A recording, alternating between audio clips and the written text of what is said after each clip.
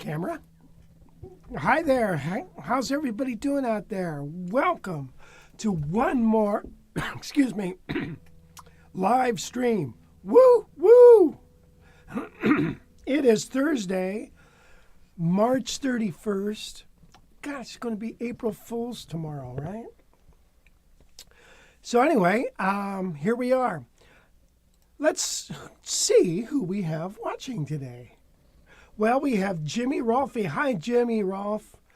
And Buzz Roberts. Good morning from Santa Cruz. Tom Johnson, Pennsylvania. Andrew, how you doing there, buddy? Yes, you'd written me about your guitar, and Pat Evans got it, and he loves it. He might be joining us today. This is, a new guitar that I got recently. I think I showed it. I haven't played it yet. I just got it all set up. This very interesting guitar. It's got the old D-Armand, and it's a 17-inch, pretty fat, 3 inches. Solid top, I believe. Laminate, I don't know. I think it's laminate. Anyway, it's priced cheap. These are made in China or Korea, I don't know, somewhere over there. And they've got a cool sound, and that's why I decided to play Bernie's tune again. Hey, you know, Wes, that camera has got a square following my head. Does that go all the way or go out? Well, yeah, what the heck? I don't know what that is. What? There, now it's gone. So, I've got a square head. Anyway, Gerhard, thank you for joining us from Norway. Happiness is being married to a Norsk. That my wife bought that when she visited Solvang. Surprised me. But anyway, back to this guitar. I'm going to offer it up, but I had one of these before, and I thought, man, this thing is really cool. And I sold it to a dealer right away. Now, I had lifted the pickup on the treble side a little bit. Maybe I might lift it a hair more. Hear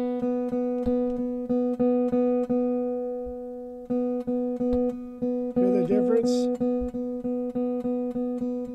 So I'm going to lift it a little bit more. You got your volume and tone here, but I just love the way it sounds with that old school sound.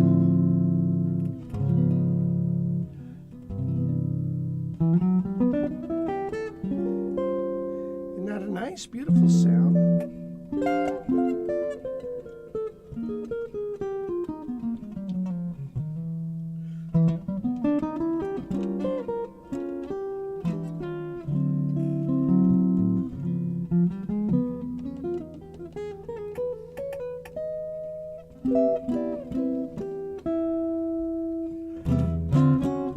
Anyway, this would be a good little big band guitar.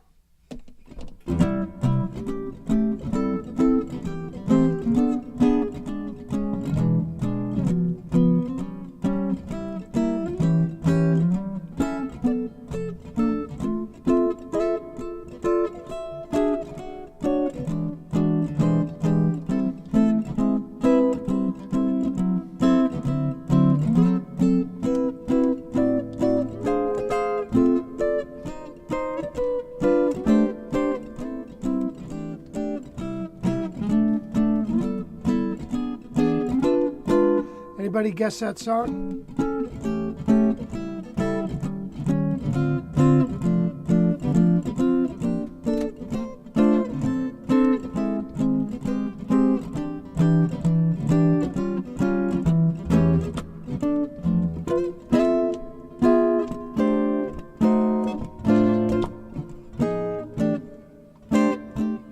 Follow me, kind of. Anyway, especially if I don't have a light pick here, I don't think. Well, here's one. Check it out with a light pick. Get some of that pick slap.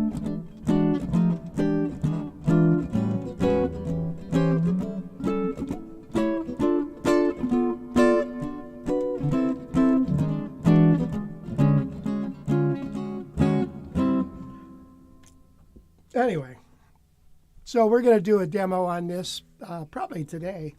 And anyway, fun guitar. Well, let's see. You know what? I forgot my rundown, Gail, if you're in there. Shoot, I left with my coffee. Everybody got their coffee? Look at the foam on this. Okay. So yesterday I sold a couple guitars. I sold the Eastman 803 with the dual pickups and also an Eastman 580 that I never had a chance to demo or offer up. And so last night I'm just tooling around Reverb and I ended up buying a Gibson 175. So we're going to get that going, and and we'll check it out and see what it's like. We've had several of them before, and this will be one more. Thank you, honey. This is, yeah, that's what I'm thinking. It's like soupy sales. The door opens and something comes in. It's like, wow, that's funny. All right. You didn't get that reference, did you, Wes? No, I didn't. Wes is here with us. Say hi, Wes. Hey, everybody. How's it going?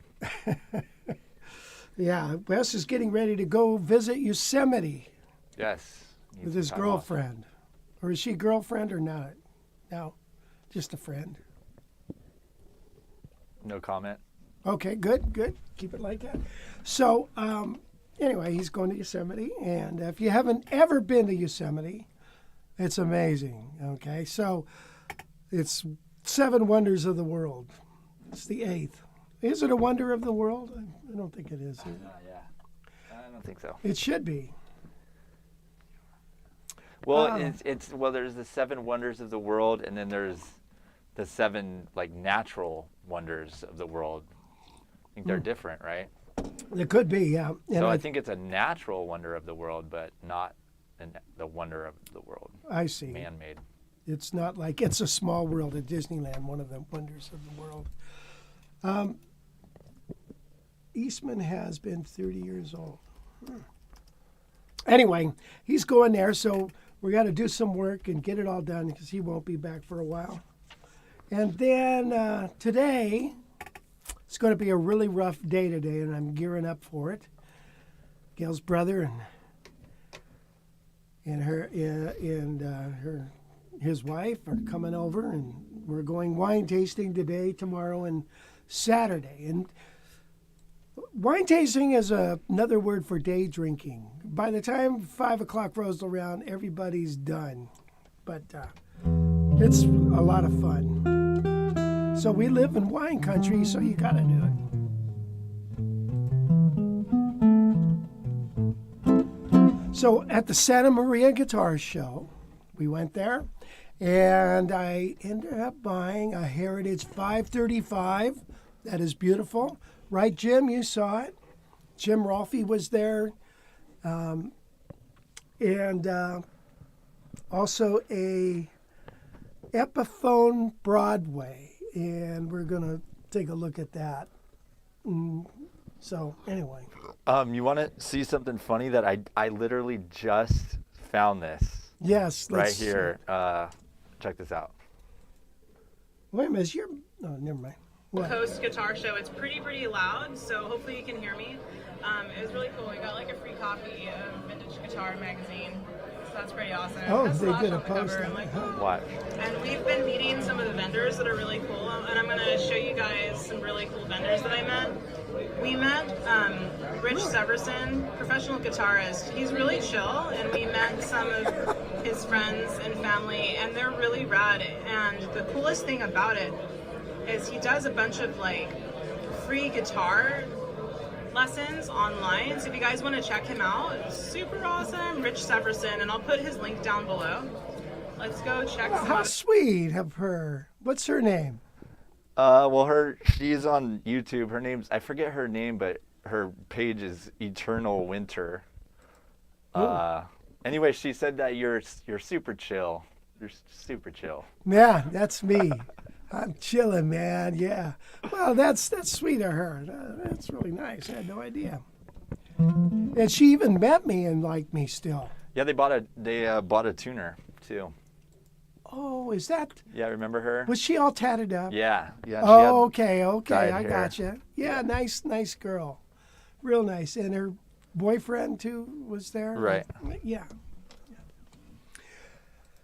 Robin Riggs is here. That 335 really is beautiful. The neck is awesome. Yes, it is. I can't wait to. I haven't taken it out of the case since we've been home, and so I got to get it going there, and so that'll be fun. So next week we're going to do an interview with Mitch Holder. Rob knows Mitch, and so does Jim Rolfe.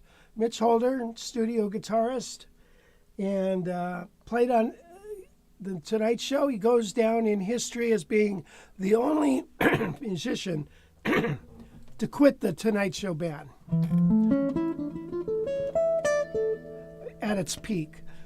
Reason is he was so busy with studio work that he couldn't fly back and forth to Vegas all the time and do the Tonight Show. It was a big commitment, and he still wanted to do studio work. So anyway, we're going to talk with him. Mitch is going to be moving, and we want to talk to him before he moves. So anyway, that's next week.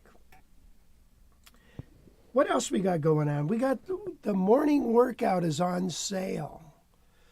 Woohoo! The morning workout is on sale, so you should get that. And we're going to do one of the workouts there for our lesson today. And so, Rob, are you coming to camp? No pressure.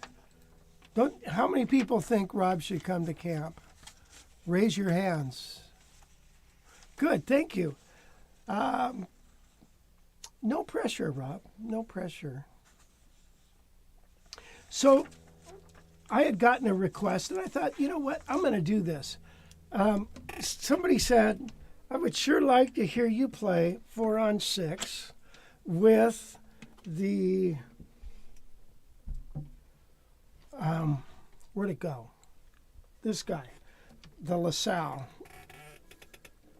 You know, just look at the quilting on that. Isn't that crazy? I don't know if that's a picture or what, or if it's really the wood. I don't know. But I predict these guitars are going to be way up in price. You remember Ibanez, you know, L5 copies, how they even, you know, they were hand carved and stuff, where this probably isn't. This is a plywood top or a laminate top. It's kind of insulting to call it plywood. Like I just went down to Home Depot and got some plywood and made a guitar. But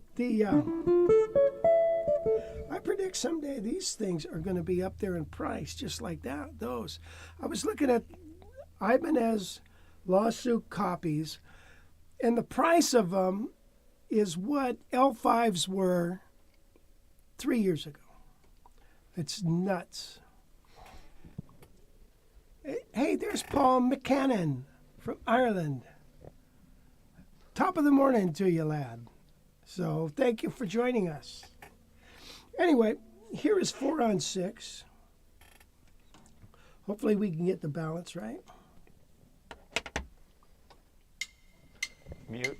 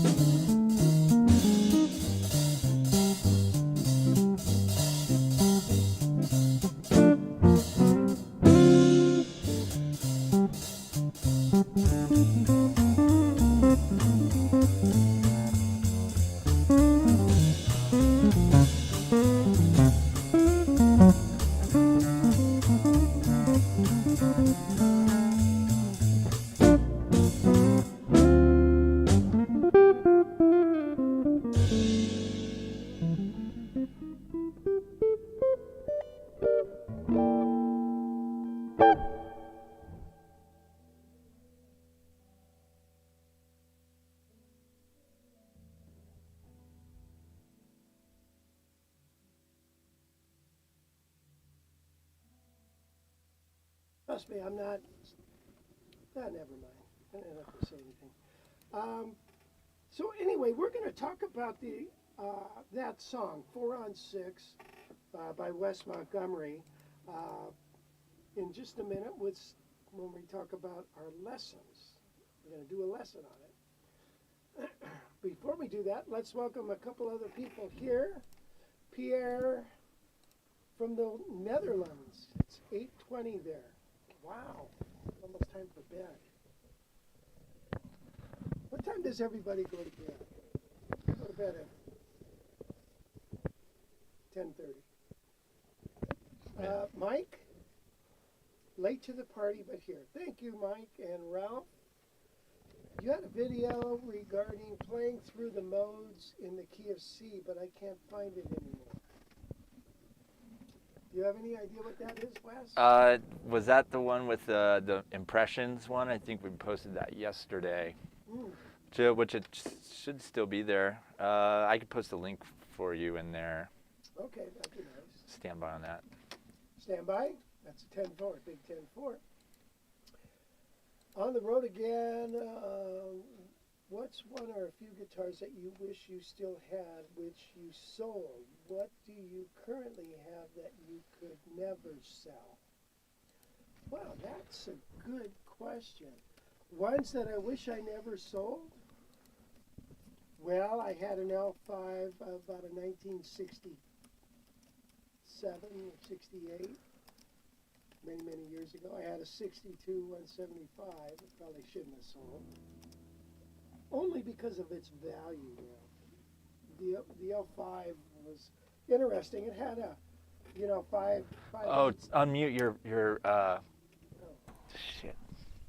Yeah, dang it. Okay, let's welcome some people here. Ralph, you had a video regarding playing through the modes. So, Wes, you're going to post that, Yeah, right? I added a link. I think that's the one that. Yeah, I posted a link in there. I think that's the one you're talking about. If not, let me know and I'll try to find it. Yeah, let me know, Ralph. If that's it. Okay. Richard's way. Okay, yeah, I didn't turn my mic on. Yeah, I think it's about time that I have the mixing board back here. I think it's about that time. I think so too. Get it out. There's too many buttons around here. Okay, so what was I going to talk about? Oh, 4 on 6. Let's talk about that right now. 4 on 6, the tune I just played. It's a nice tune, Wes Montgomery. And the changes are F minor, blah, blah, for 4 bars. And it goes C minor to F, B flat minor to E flat, A minor to D, E flat minor to A flat 7. And back to G minor for 4 bars, then B flat, A minor 7 flat 5, D7, and back to G minor. So I have a lesson, it's called 4 on 6. You learn ahead as well. Here's the head. Well, I only have part of it here. I don't need it all. And so, here it is, the theme. That's what it looked like. It's in tab and notation too. But then I have a thing called Improv Insights, and I like to do this with tunes because you kind of have to have you don't kind of have to, but you have to have a strategy before you go and start improving. And so one of the things that I like to do is take a look at this G minor, and we have it for 3 bars, let's say.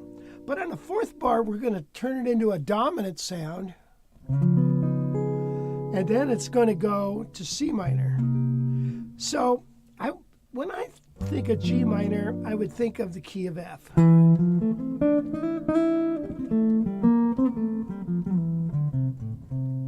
Okay? And then I think of F diminished.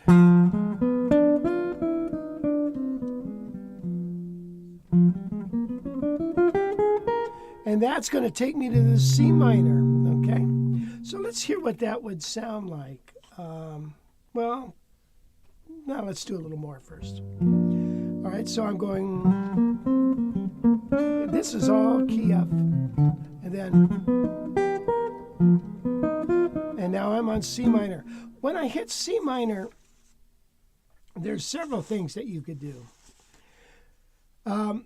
You could still, if you wanted to think G minor, remember you can go to the 5 of the chord and play a G minor arpeggio or play a minor arpeggio, and it brings out that sound. Or you could think of it as the C minor to F as 2/5 of B flat. So we'd move to the key of B flat. And then it goes down to this guy, to B flat. Now we'd go now to A flat. And then it goes to A minor 7. I would go to G. Over this guy, I would go to D flat. Okay, so let me play a little of this song and see what happens. I'll try to yell out what I'm thinking. Let's try to get past the improv or the intro here. All right, so here it comes. I'm going to just start soloing. All right, here's G minor or F. Now C to F diminished.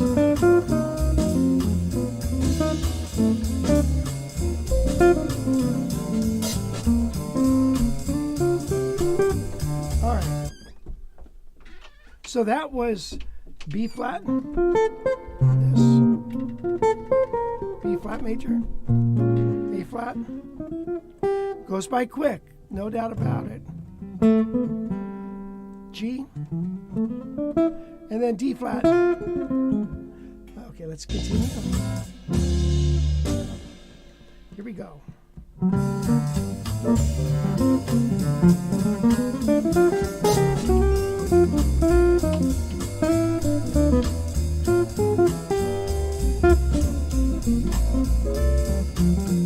All right, so we got that section that just goes by really fast. But if you're on top of it, okay, just think to yourself, B flat, A flat, G, D flat, and you're golden, okay? And then you're okay. Then it goes, think about this a second. It goes F7 to B flat, and then A minor to D, 7 to G. So F7 and D7 have one thing in common, and that is the diminished arpeggio. In other words, F sharp diminished turns an F chord into flat 9, and it also turns a D7 into flat 9. The same arpeggio can either resolve to B flat or it could resolve to G minor. Okay?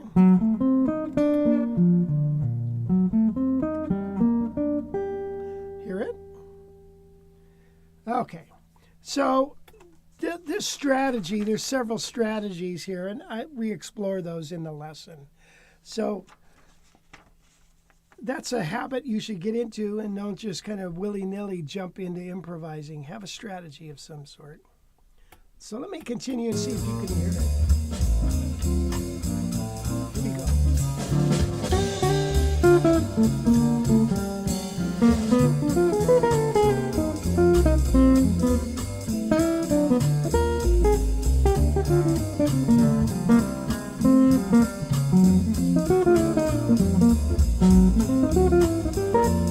Hear it?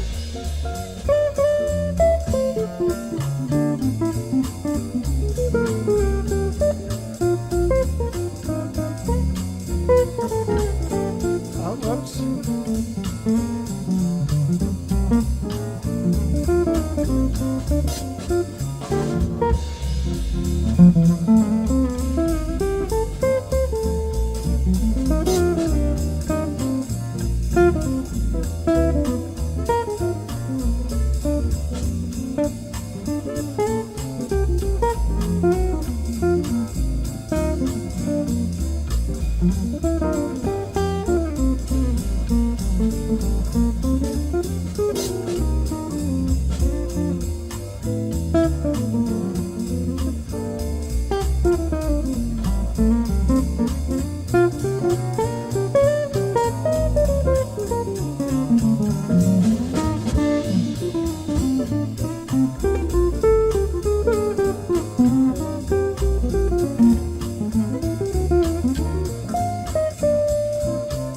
And that was just following the chords. C minor, B flat minor, A minor, E flat minor, and then going down to D minor for the G minor set chord.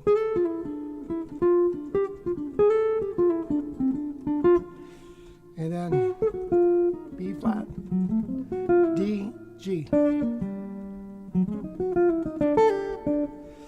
Okay, that's a fun tune, isn't it? Let's continue a little.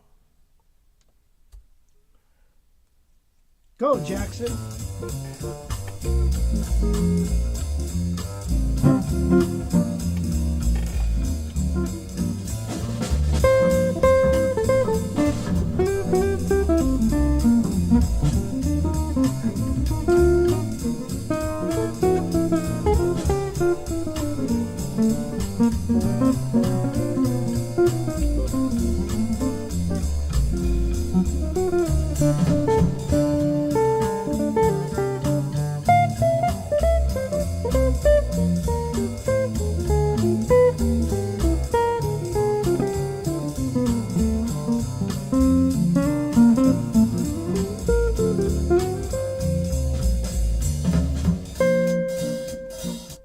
Okay, that's enough of that.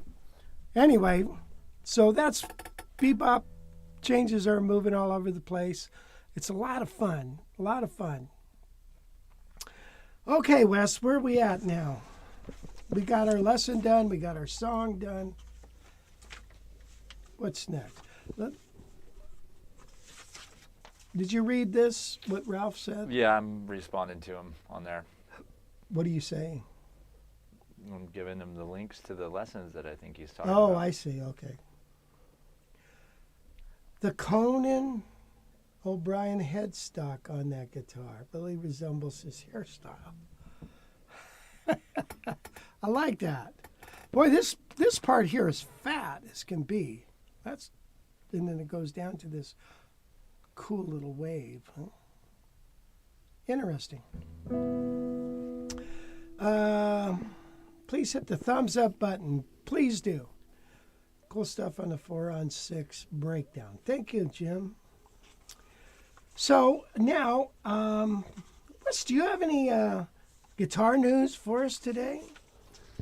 I do, but we need to wait a little bit on it. Okay. But yeah, we got some a good guitar news on your side investigation today. Oh, that Wes. I think you guys are gonna enjoy. Wes is a journalist. You know, he worked with journalists because he produced the news. And so tell us, Wes, about the journalists that you were working with. Would you define them as journalists? Yeah. I mean, Didn't they just... yeah, they would go out and, I mean, if you're talking about a local reporter, I mean, I'm just as much of a journalist as a local reporter. I have not more. I wrote every single story in the whole show. So I had knowledge of every single element of every little thing in the show, where a reporter just goes out and digs into one story. Right. But I had already dug into that story to assign that reporter to that story. So I already knew all about it. So a producer, in my eyes, is more of a is probably the most journalistic person in the realm of a newscast. Although you just don't hear about producers hardly ever, because we're so behind the scenes and we're not on camera. Right. But the national news, when they report it, it just comes down the wire, right? Well, it depends on what affiliate you are, but yeah, every affiliate, since most local news channels they don't have enough reporters to cover national stories, especially politics. They used to. A lot of local news stations used to have enough resources to where they could do their own story on what's going on every day in Washington. That all kind of went away when the recession hit in 2008 or whatever. Everyone started getting laid off. So now they just depend on, CBS, here's your national story of the day, your national politics story, your big weather story, or whatever it is. They offer probably 5 or 6 stories, and then your producers just take it and plug it into the thing. So the national news inside of a local newscast there's not really much journalism going on there, other than whoever your affiliate is. I was with CBS, so whatever our CBS reporters in Washington would say, we would say. Right. Because we didn't have the guns to change up the stuff. Right. So you couldn't change. You didn't change anything. So when you got information that's totally biased in your opinion, you can't change a thing, and nobody questions it. They just do it. Well, as a producer too, especially, you're like, I got to fill an hour of stuff, and like that's 3 minutes of stuff that I really need. Otherwise, I'm gonna have to come up with 3 minutes of news to fill that spot. And coming up with 3 minutes of news is pretty hard when you have to write the script, find the video, Yeah. you know, make graphics to explain it all. I mean, it's, yeah. So much happier doing guitar news. I hear you. I hear you. Funny, my luthier's band is Wes Eats Meat. Okay. I eat a lot of meat too. I Yes. eat tons of meat. I love it. Yes. Meat. It's what's for dinner. That's beef. Beef. It's what's it's for beef. dinner.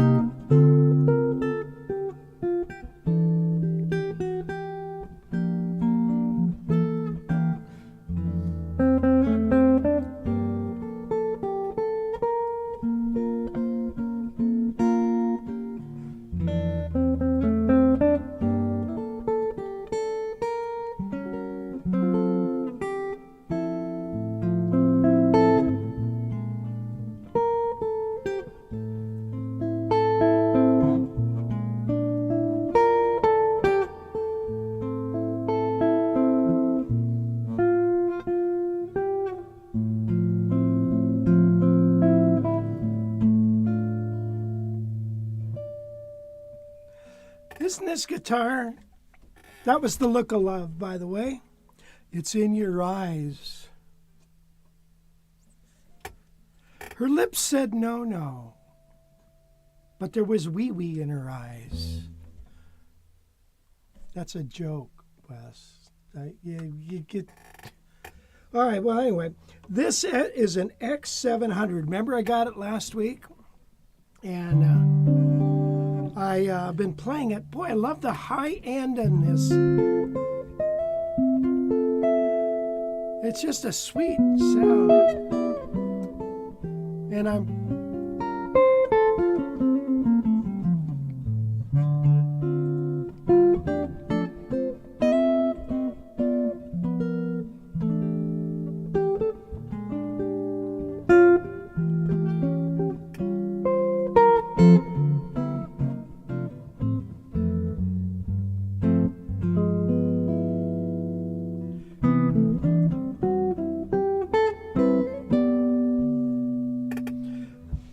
a nice high end. And a 3/4, 24 and 3/4 inch scale length, so it's kind of neat. The guilds all have that fat body, L5 body with that So this is all solid woods, the 700.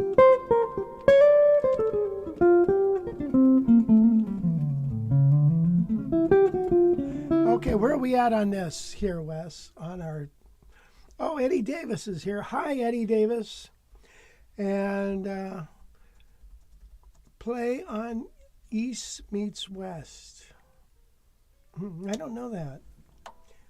Sorry to bother you, but that was not the video. It dealt with soloing through the key of C using all the modes. I don't know which one you're referring to then. There is a... I'm still trying to find it, but yeah. one of these, well, I'm sure. Here's Michael Irvine from wherever that is. Where is that at? El Sobrante? Yeah, where's that at? I think that's up in the Bay Area. It's either Bay Area or Southern California. Bay Area, though, I want to say. Oh, okay. Let's Well, find go ahead, out. say it. All right, what about the news? Can we do the news? Sure. You don't have anything else to do? Well, I could do a lesson. You want to do a lesson on the morning workout? Yeah. Okay, you got it. So we put the morning workouts on sale. And basically it's learning your scales and building your technique. And there's many, many workouts that we have. And I'm going to do number 3. And what this involves is playing let's first do it with the C shape of a major scale. So C shape of a major scale. Let's take the key of E flat, and it's going to look like this. I'm just going to go, there it is. But that's only 8 tones, so let's move. Oops. You know why this guitar, Wes, was low during the trial period? Because I had the master volume down. Yeah. That sounds about right. And then the next octave. Now, here's what you want to learn. Jumping up like that. So you see how we're going. Now I'm not sliding with this finger. If I slide with that finger, I'm stuck. All right, so I have to go and lift your whole hand up on play a whole step higher and finish out the scale. So now you have this. Descending, now, instead of going like a lot of guys do, it takes you into a different position. Instead of doing that, go exactly the way you came up.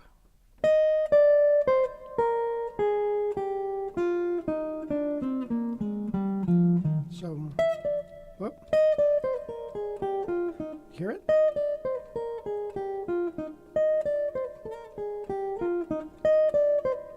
Now, I've been playing a lot with my third finger lately. There's slurred fingering.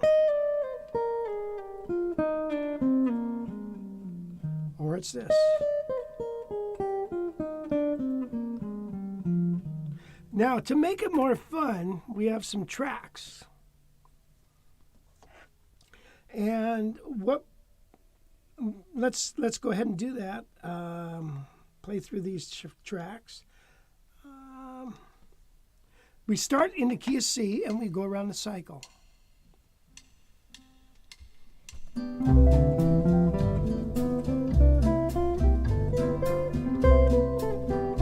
Key of C, F,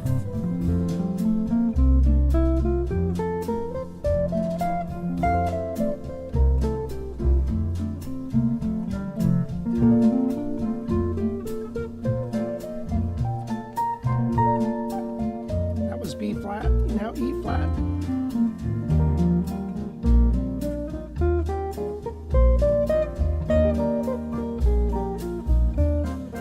A flat.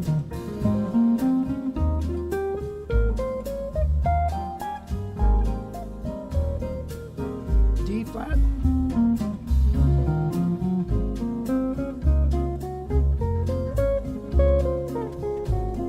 Next, G flat.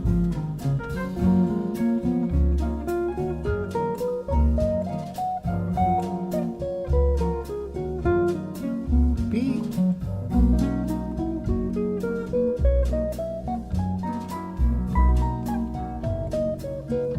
E.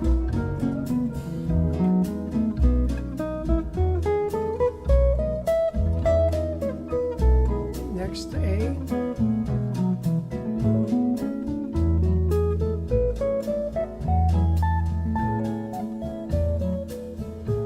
D.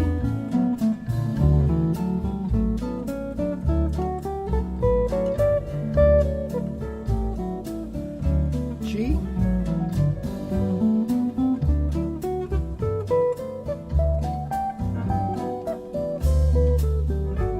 Back to C.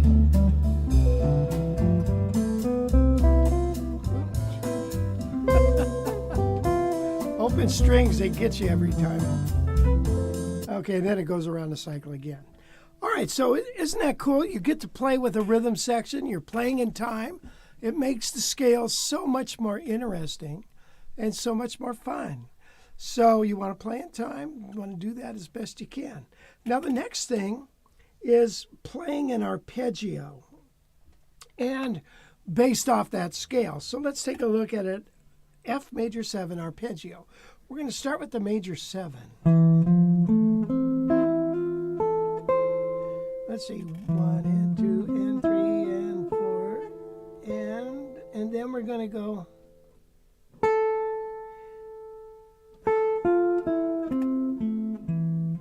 That's the pattern.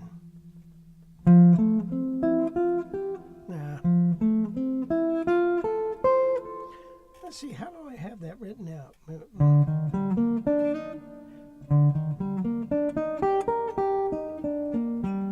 Yeah. So again, it looks like this.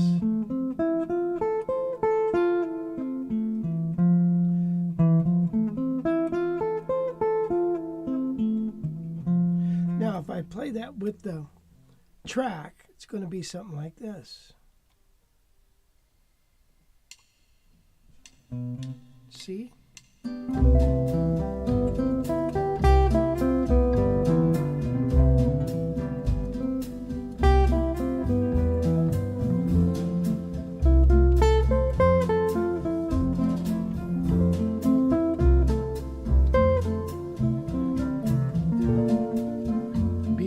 B flat.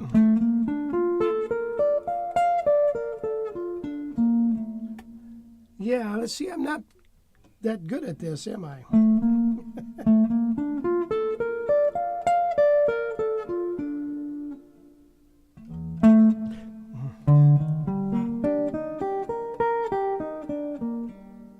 Something's wrong here. Oh, yeah, you play a quarter note there. 1 and 2, 3 and 4 and 1 and 2 and 3 and 4. 1. Then it starts again.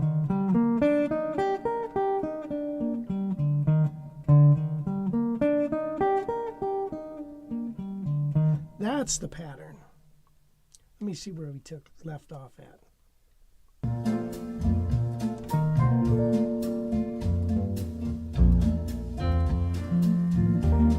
The F. Oh. Yeah, A flat's coming out.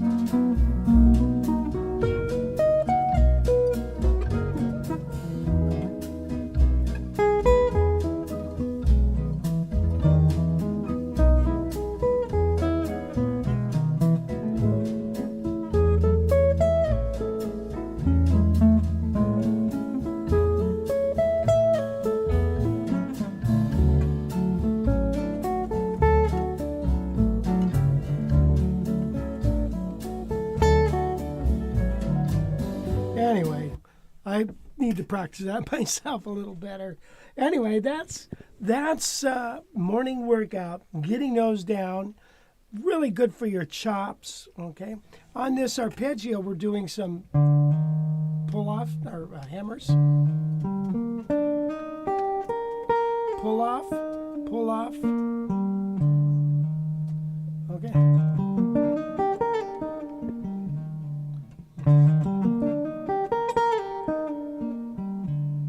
A really good exercise for you. So get that. The morning workout.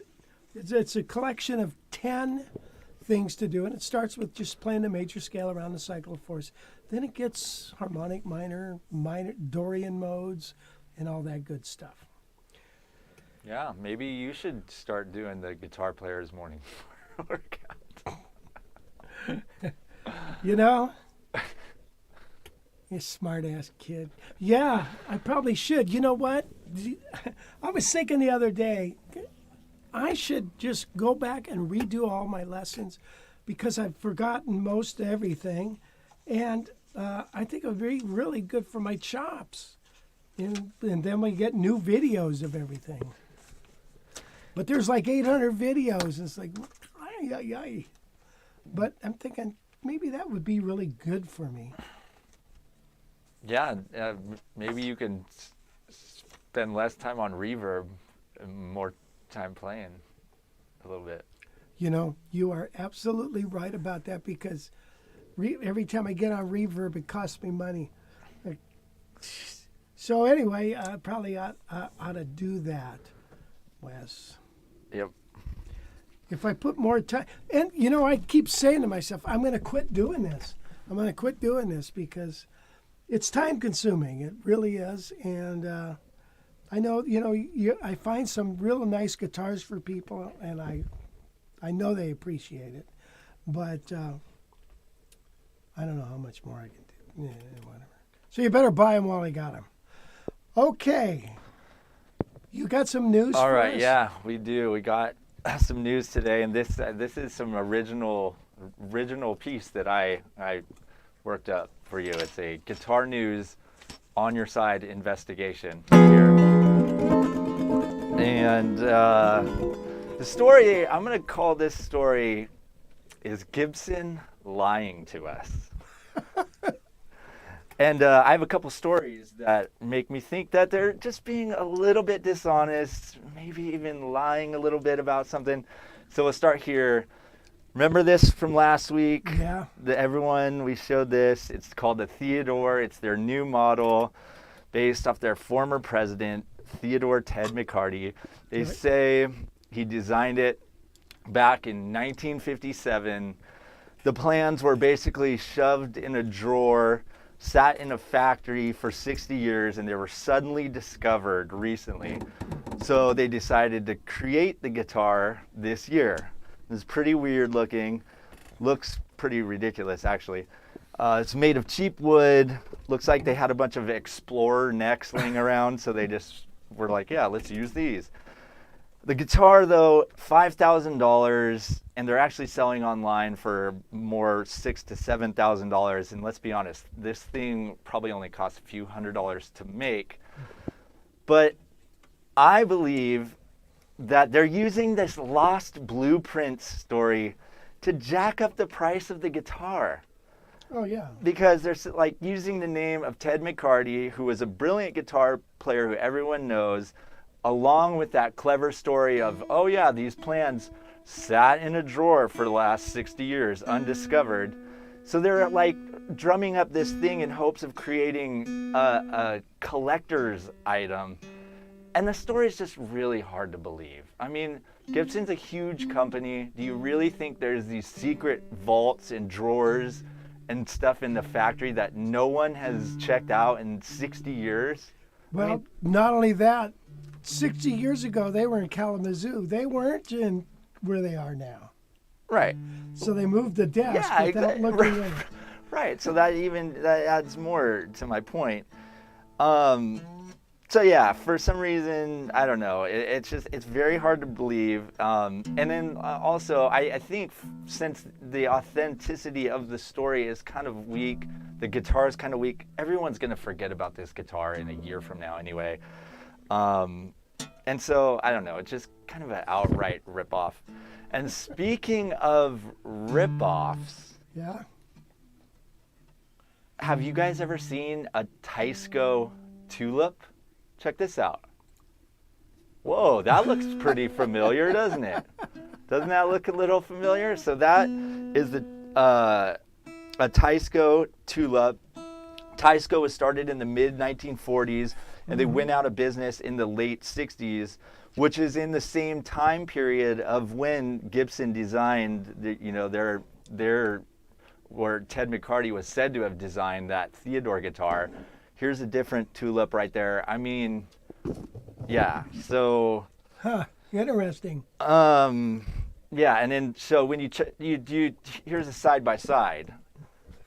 I mean, that looks pretty much the same. So maybe Ted McCarty didn't put these plans forward because of this reason, because it's like a ripoff of that tulip guitar. That's true. So Well, yeah. that there might have been a reason why he kept them in that drawer. And so I don't know. I thought that was pretty interesting. And a viewer of ours called named America First actually tipped me off on this this Teisco tulip guitar, which is a pretty cool guitar, I guess. I mean, at least it was. I mean, it's one of the only electrics that they made. So that tulip guitar back in the 60s probably sold for about $67. Right. You know that? So anyway, I find that like there's another layer there of kind of some just maybe a little bit more dishonesty by Gibson. And so not buying the whole plans laying around in the factory thing.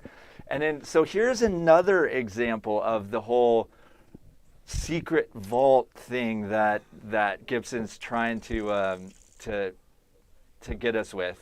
Right. So here's this documentary that they say. Right. That they just discovered Yeah, in so- 1967 or something. Right, exactly. So this is it's a tour of the factory Right. that they did in 1967. And this is like a fully produced documentary. So Gibson says, quote, in the fall of 2020, Gibson unearthed an unmarked reel while digging through the vault archives. Intrigued by the discovery, Gibson TV producers took that reel and had it digitally remastered. The footage you are about to see was shot at Gibson's factory in 1967. It has never been seen until now. So this was released about 2 weeks ago. And okay, here's why this is even more BS compared to the Teisco or the Theodore story, is back in 1967 to produce this sort of documentary took tons of manpower.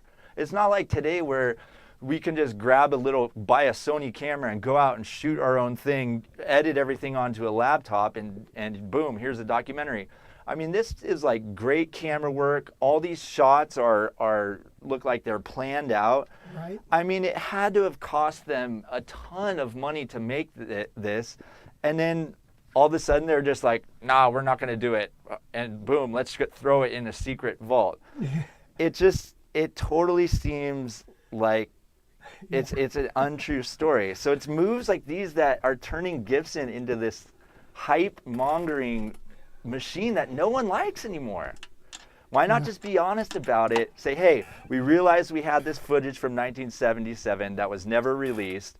It's not like we lost it. It was just never released. And hey, we wanted to put it out there because I think it's a cool look at our factory. But no, they go with like this, oh, we unearthed it from the vault archives. It's just total kind of BS hype that I'm just not buying. I am not buying. I will say this though, that documentary is pretty cool. when you watch it, it's definitely interesting. It's old, so I mean, there's some value there, but just the way that they like portray it is just like, come on, guys. A lot of hype. Yeah, and so here's my final note on Gibson doing stupid crap, and this is probably more of a rant on guitar websites that feed into Gibson's self-hyping attitude. So 2 years ago, Gibson released this, it's a 1979 replica custom shop Les Paul made for Adam Jones. Adam Jones is a guitar player for the amazing rock band Tool, which I love Tool. They're a great band. The Silver Burst Les Paul was apparently even signed by Adam. The price was crazy on this thing. It was 6 to 10 grand. Here's a better shot of it. But now they just came out with a new version of it, and it's basically the same thing. And according to Guitar World, this is the new, much more affordable version of this guitar. But what does affordable mean to you? Because this new affordable version is still 3 grand, which to me, that's very unaffordable. So when I first read the article, I was expecting to see it in the $1,200 to $1,500 range. Oh, no way. For a Les Paul, I would say that would be affordable, but instead it's double that, $3,000. So my question to Guitar World is, why would you even attach the word affordable to this guitar at all? Because it's just not. It is not affordable. So this, to me, is part of the reason that Gibson gear keeps getting more and more expensive. It's because these guitar websites and magazines eat it all up. They just eat up everything that Gibson does. And so it just feeds into the BS machine. So the fact is, unless you're a rock star, guitar players don't make a lot of money, right? And $3,000 is the price of a lot of guitar players' cars. My car costs $5,000. So do me a favor. Next time you see Guitar World or Guitar.com or Ultimate Guitar, any of them, promoting this Gibson gear as affordable, leave them a comment and just be like, affordable to who? Because it's not affordable to normal everyday guitar players like me and probably all of you guys on here. So I think that would actually help Gibson to maybe not price stuff so high. I mean, it would take an army of people to comment to make that happen, but I mean, they just gotta stop feeding into this Gibson hype machine that just keeps on raising the prices for everybody. Am I right? Yeah, you're right. Way to go. Yeah, good job. All Wes. right, I still have a couple other stories, and this is a little bit better. Let's talk about another guitar company that's pretty expensive. That is Taylor Guitars. But this is way more down to earth. So Taylor Guitars has made it onto a list of the 10 most innovative manufacturing companies in 2022. The list comes out every year by the company, the website Fast Company.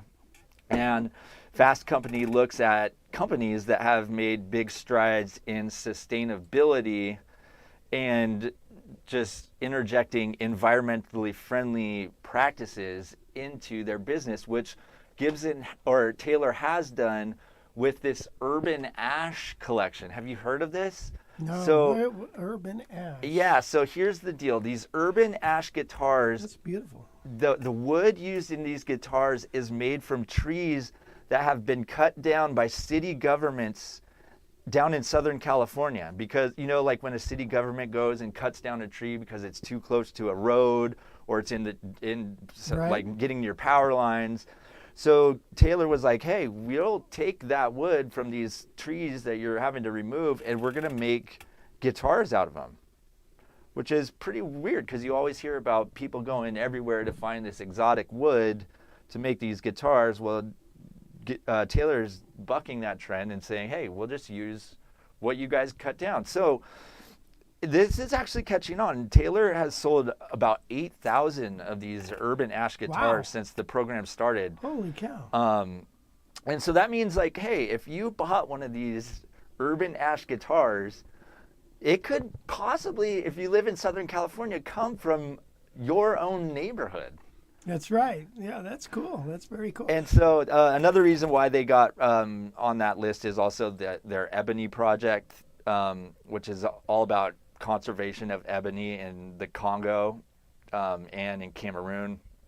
Mm-hmm. So they're planting tons of ebony forests out there to try to replace all the ebony that all guitar players or guitar companies have taken from there to make, you know, all their little accessories and their necks and stuff like that. Right. But it worked so well and it was going so good that that they actually were awarded a $1.4 million grant to keep this program going. So so good work, Taylor. So that's some good promo. We don't hear Gibson doing anything of the sort. And then finally, one last story here. Many of you guys have heard about the tube shortage hitting the U.S. Like no one can get these tubes for your amp because there's a few reasons. Recently, this big tube company, Electro Harmonics, had to stop all of their orders because they were coming from Russia and they were subject to the recent sanctions that were dished out because of the war in Ukraine.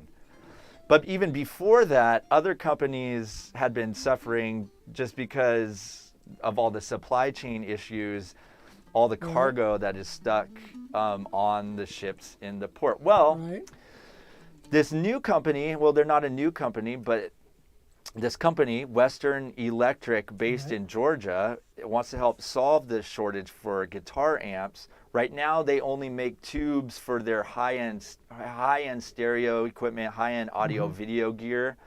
But now they say they're going to start making tubes specifically for guitar amps. That's cool. Western Electric actually told Guitar.com after an overwhelming response from our announcement, we know for a fact that the guitar amp crowd is massive. People are ready for higher quality American-made tubes. We're ready to meet that demand and increase production capacity accordingly. We have the infrastructure in place to do so. There is a need for better quality. People have grown accustomed to cherry picking from any given batch of tubes to get the best sound. So along with better reliability, we hope to offer a super low noise, low distortion, and consistent tube that guitar players can trust.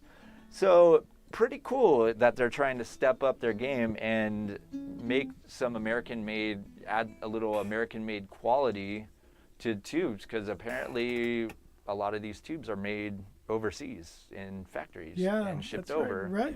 Russia for a long time has been the only supplier.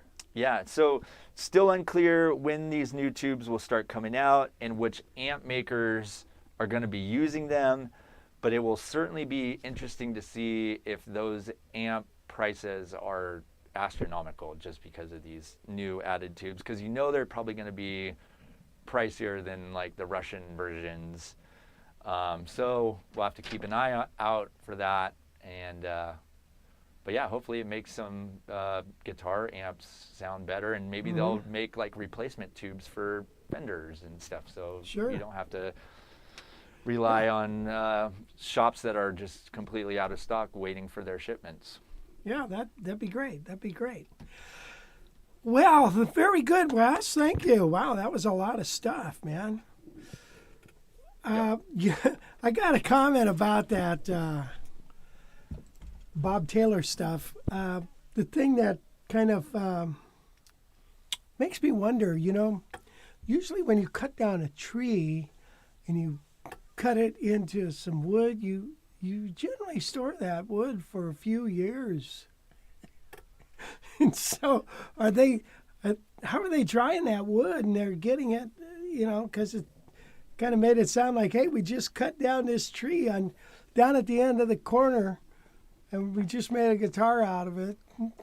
Just like, is it going to start sprouting? Do they give you a can of Roundup so you can, if it sprouts? How do you dry your wood so fast? You know, like Martin wood is aged a long time. I don't know. That's interesting. I'm sure they have the I'm sure they have techniques. super drying, quick drying machines. You know, you heat that up for, you know, put it in 150-degree temperature for a few weeks, and yeah. I don't have the knowledge about all that, but I do know they generally age wood. But and, you know, the thing about Gibson, that they are really kind of in a pickle, because, in my opinion, they're a massive company. They're a billion-dollar company, and they've got to feed the beast. And guitar players are strange group, because they've got a toehold in the past, and they like the old stuff.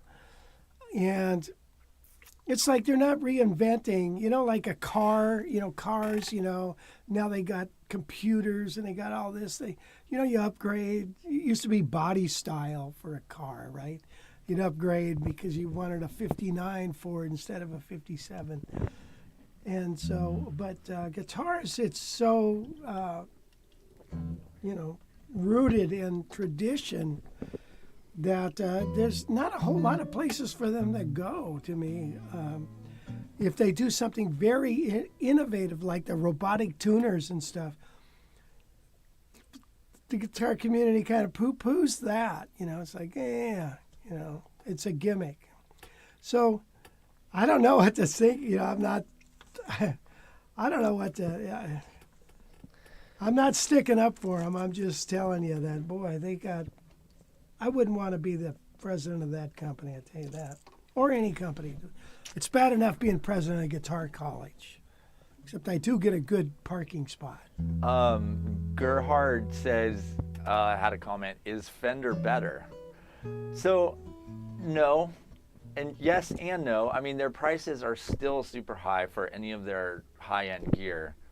But you don't see Fender with all the hype and all the, like, they don't make up stories about, hey, we just found this this redesigned Stratocaster design in a vault of, you know. Leo Fender. Yeah, right, Leo Fender never made this, but we're going to unearth it. And, you know, like, it's just the stories that they attach to this stuff that it's just like, it's dumb. So, yeah, Fender is really overpriced. I mean, if you try to buy a USA Strat, what, like $2,500 now, I bet.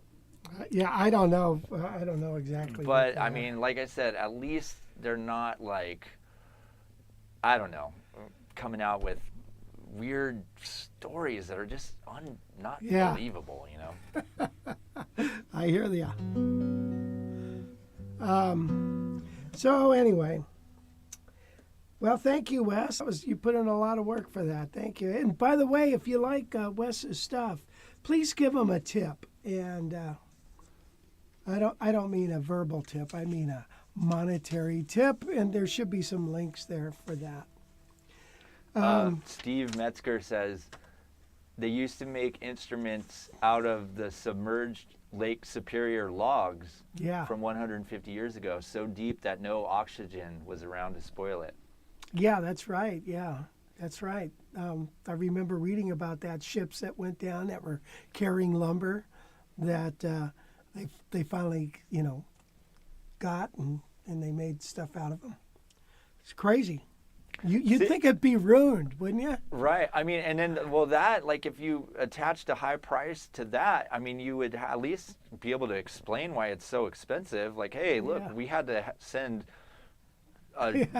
whatever you do to get logs out of the bottom of Lake Superior. That's not cheap. I mean, so at least there's a, you know, there would be a reason why you could say they're so expensive. Yeah. To be honest, in today's guitar society, you know, you did a thing where the average guy has about $2,100 worth of gear. Right. And I think a lot of guitar players, a long time ago used to have one or two guitars. Now they have like 10. You got a Strat, a Tele, a Les Paul, a 335. You got a nylon string, acoustic. She goes. Maybe if they came down in price, they'd sell more, and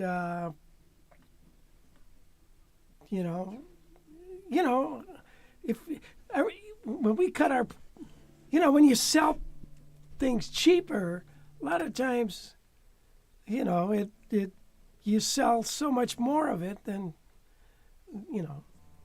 That it makes up the difference. It makes up the difference, yeah. And then you get a super buzz going on within the community about, hey, man, I guess they tried that with those studio versions of the L5 and stuff, which were kind of interesting, but they look so crappy.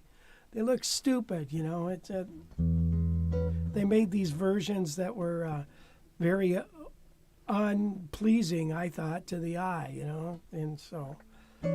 Come on, really? Do you need to do that? I don't know, man. It's a rough deal. I don't know what to think. So there's a comment here from Mike Taylor. Mike, yeah. Wow, the bridge on the Stromberg looks in the wrong position, like it's set up for a lefty. Oh, this, you mean? The bridge or the tailpiece? The bridge? Oh, how it's crooked? Yeah, it's weird. It's shifted. Shoot. Yeah, I'm gonna have to fix that. But this is a sweet sounding guitar. Here's a tune. We got Easter coming up.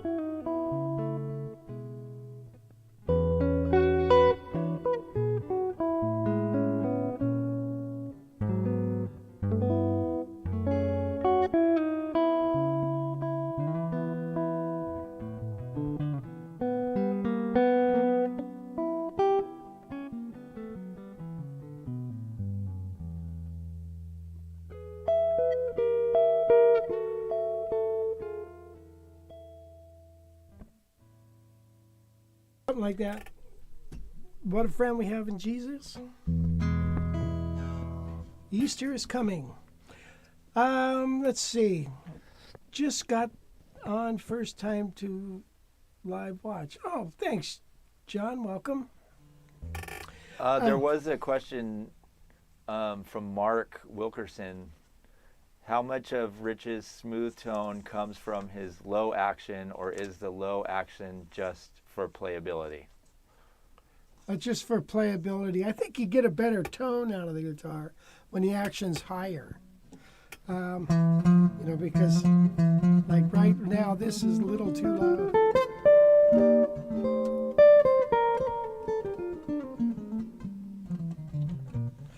But yeah, it's all about the playability.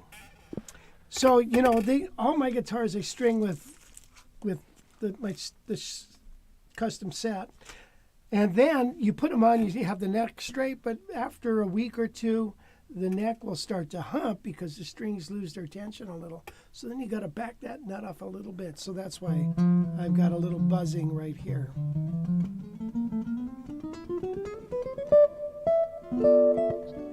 This guitar is surprisingly sweet. It's crazy. John Norvell, who's that first-time watcher on the live stream, says, I've been following Rich since he came out with those books with the vinyl record insert. You kidding? Let's see. Here When it was is. that? That was before I was born, right? Oh, yeah. Here's one. Oh, yeah. And here's the vinyl record. Let's see, blues rock guitar solos. That's a frickin' smoking track here, man. Interesting story about that. Let's see, how'd that work out? There was a guy I had a PE class with. His name was Kevin Clark. And he was Like PE in high school? PE in high school, yeah. And then I started playing in this band, and the guy wanted to record, so we went down to Hollywood and recorded. And the engineer of that band, of that session, was Kevin Clark. And I'm like, wow, holy cow, man! I didn't even know you're an engineer. And yeah, he's an engineer, a real fine one too. And so then, when it came time to do those books, I went down and enlisted Kevin in the studio to record there. And then when we were mixing it, he said, hey, I've got a call to do these Yamaha commercials, and I can't go on the road with the Dick Clark show. Would you go for me? Yeah. So I did, and that's how it all started, It's kind of funny. And then because I did the books, I got into GIT, and it's weird when you look back at the path that you just came off of, you didn't realize you were on it. Well, what do you think, Wes? You think it's about time to ease on down the road? Anybody has any last minute questions? Last minute, get it while we're here's hot. STJ. Hi there, TJ from West Philly. Ray spent a lot of my life on the playground. It's where I spent most of my days, mainly chilling and relaxing and playing some baseball outside of the school. Right. Yeah. How old are you? Of course, he brings ruins the live stream with a Will Smith reference there, man. We were going the whole time without talking about. Where do you see Will Smith? Well, he's typed out the theme from Fresh Prince of Bel-Air. Oh. From West Philadelphia, born and raised on the playground is where I spent most of my days. I didn't even know. Yeah. I didn't even know that. Good one, STJ. Thanks for getting a Will Smith in there. So you weren't really born in West Philly? Well, I bet he was. Oh, he probably was. Okay, West Philly. That's probably just what. Probably any time he probably says, "Hey, I'm from West Philadelphia." Someone's probably like, "Oh, was it on the playground where you spent most of your days, chilling, relaxing, playing, shooting some b-ball outside of the school, with a couple of guys?"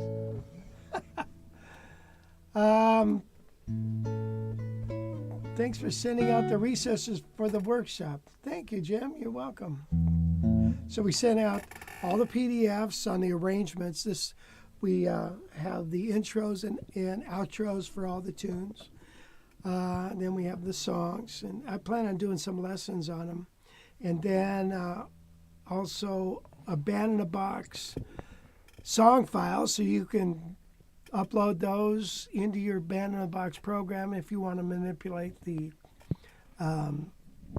tempo. Change some changes if you want.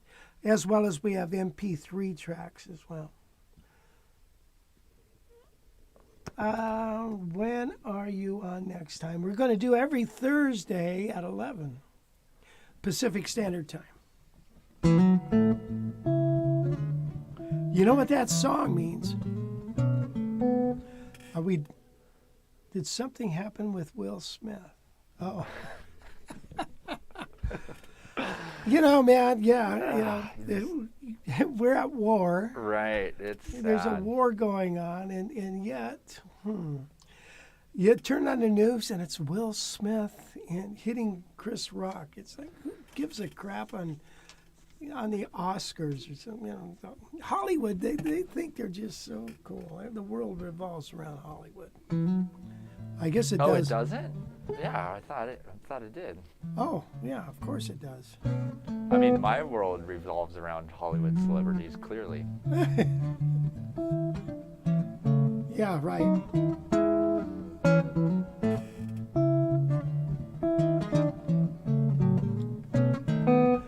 Is there anything else we want to say, Wes, before we quit this thing? No, I don't got anything. Okay. Well, I want to thank everybody for joining us. And Gail, thank you for sitting through this and commenting. And Wes, thank you for the guitar news. And look for some of the videos that we're going to be putting out on all these wonderful guitars. And I will talk to you later. Here we go. Whoop.